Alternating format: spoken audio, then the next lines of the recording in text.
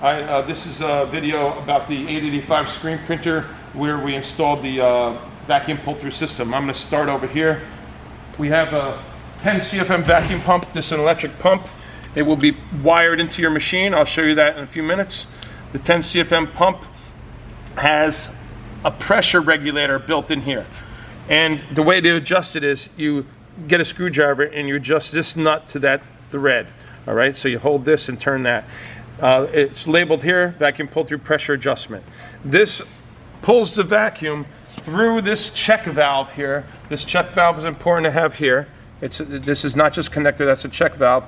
And that vacuum comes out and empties this container. This is the reservoir that holds the vacuum. While you're adjusting this, you could see the pressure excuse me, in this tank. This vacuum pump can pull about 22 to 25 inches of mercury. So when this pressure regulator is set at full, this will go all the way up to 25. When you start adjusting it, it will reduce the pressure in this tank, the vacuum in this tank.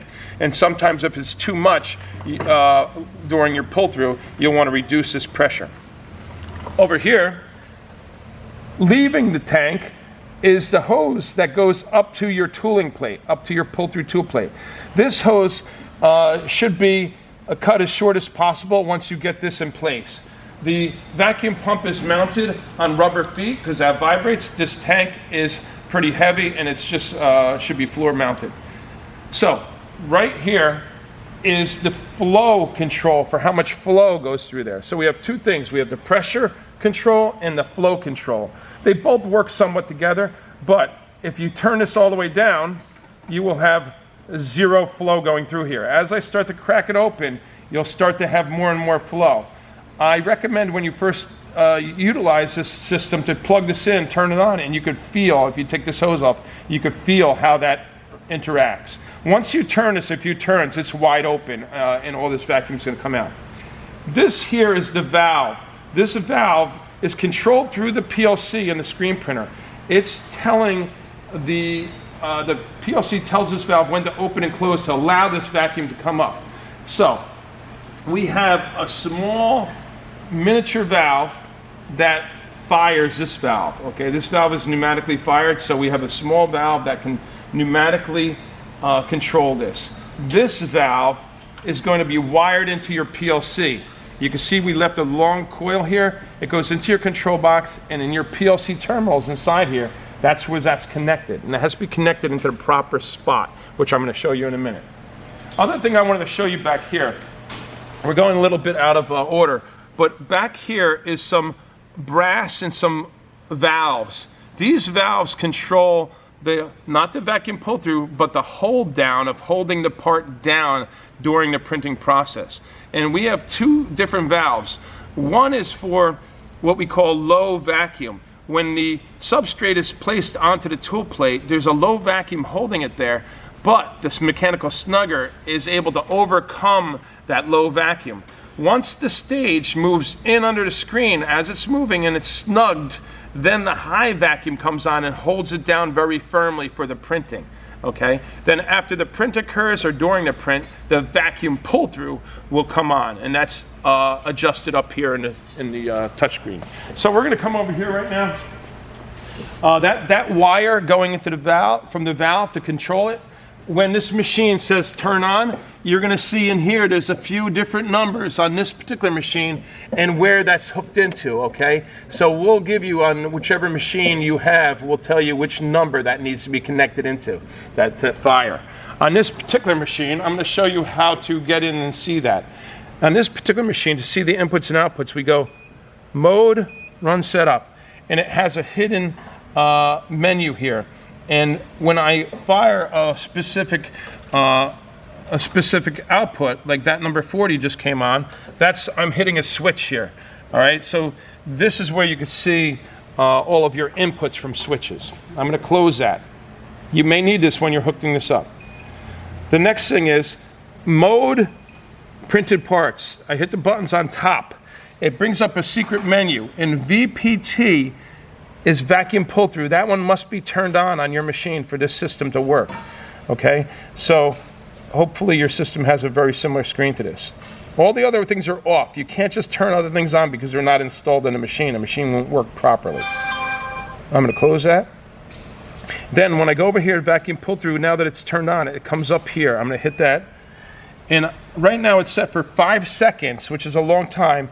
And it's set for post-print. That means after the print occurs, then 5 seconds of pull-through will pull the ink through.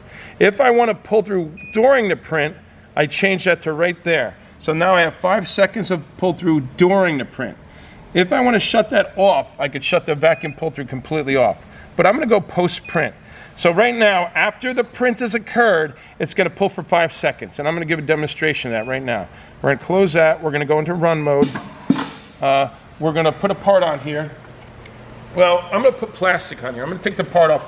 If you can see this tool plate, the outer holes are the hold down.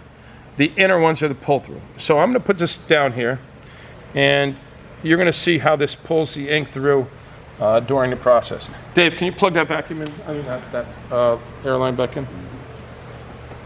So I'm just using this piece of plastic just to show, because you won't be able to see the hold down gauges. Okay. So right now you can see the outer holes are sucking that in, and it's a very low vacuum.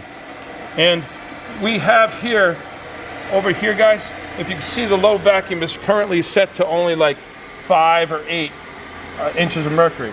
So the reason why we do that is so when you put this part down, I can still move it. It has some vacuum, but I can still move it.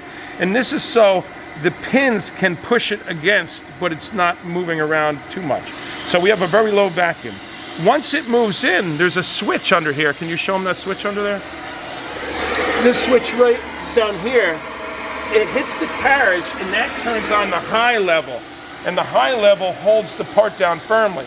But the high level only comes on till after it's snugged. So I'm gonna hit run here.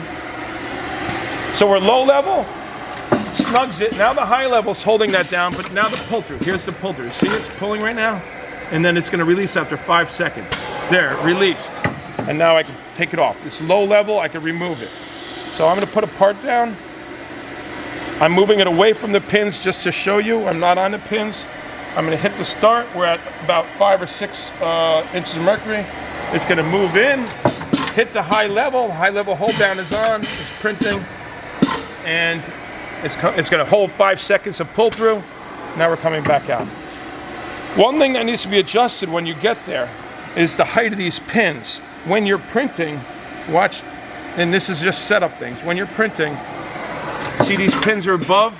They can't be above while you're printing, so they're going to need to be set below the thickness of your substrate. Right now it's doing a pull through. Okay. The next thing I want to show you is, so this is the mechanical snugger. To get and set these pins up, you need to take this tool plate off.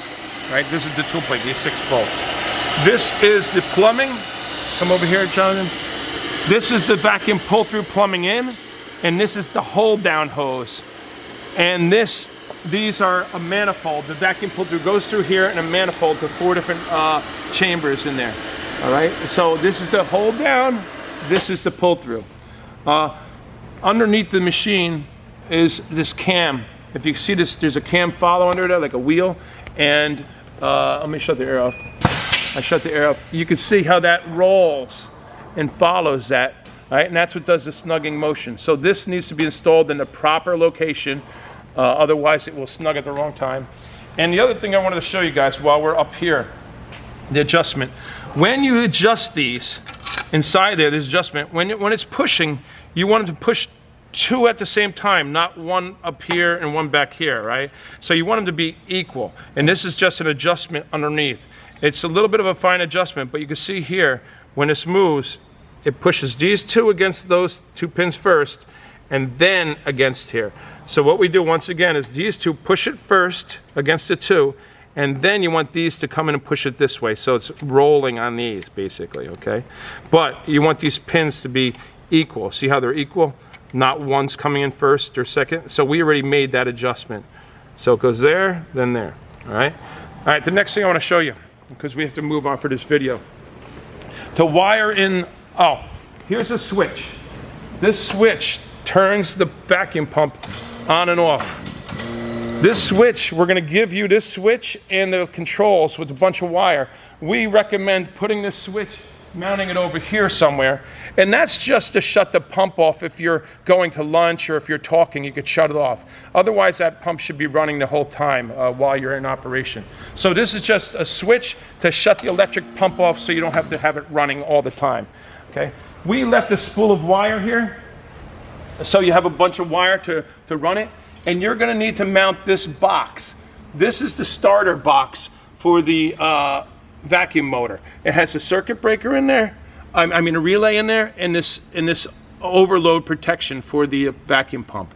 So this pump, this is going to come with all the wires in it, but you need to hook this box into your 110 of the machine, 110 voltage. So when you turn your machine on, this will now have power. And we're gonna put this together with labels on the wires. So this has to be done. The next thing that has to be done is, here is the hose going to that pump. We put a P-clip here, but this moves back and forth with the carriage, so you can see it moving. So you want to make sure that that's not rubbing anything, like hitting this or something like that. So we left this long for you, but make this short as possible, but still has motion, okay? When you get this, you have to install this tight, because we're going to have this fitting off, and you have to thread that on very tight and make sure this is pushed on well. If it's too loose, you could always put a clamp here, but it's not really needed, all right? But this fitting going up there will be off, so you could put this through the base plate. This is the hold down hose. This one also moves back and forth with your machine. So you also want to make sure that however you have that hooked in, you can put some zip ties or something, but make sure nothing hits, all right? The final thing is, if your machine doesn't have that switch for high level vacuum, we're going to have to probably give you this rail with the switch and install this. And if you don't have the high and level low vacuum valves in the back, they're probably also going to have to be added additionally. All right, so right here, I think we have pretty much summed everything up. This is the mechanical snugger. There's a lot of detail in setting up these pins to do it right. Always go against the 2 pins first. That way, make sure these pins are below this thickness of your substrate once it's in this position. Okay, so you need to lower them down. And this is set up for a 3x3. I'm going to wrap up this video so it doesn't go too much longer. If you have this vacuum pull-through gauge on here, this one we don't have connected. We just put it onto the tank right here. If you want to use yours, if you did have one up there, you could run a hose up to there, but I think it's fine here because you're going to be making adjustments right here. So if you have too much pull-through, when you're pulling that paste through, just come over here, close this down, that'll be no pull-through, and start opening it a little bit. And once again, when you select it, you select right here, vacuum pull-through. You have to be in setup mode, vacuum pull-through. Choose whether you want the vacuum pull-through off during the print, it will be pulling the ink, or after the print. You make the print and then it goes 5 seconds. And if you want to change that to 2 seconds or whatever you want, you can just change it here. Okay? All right, thank you very much, guys.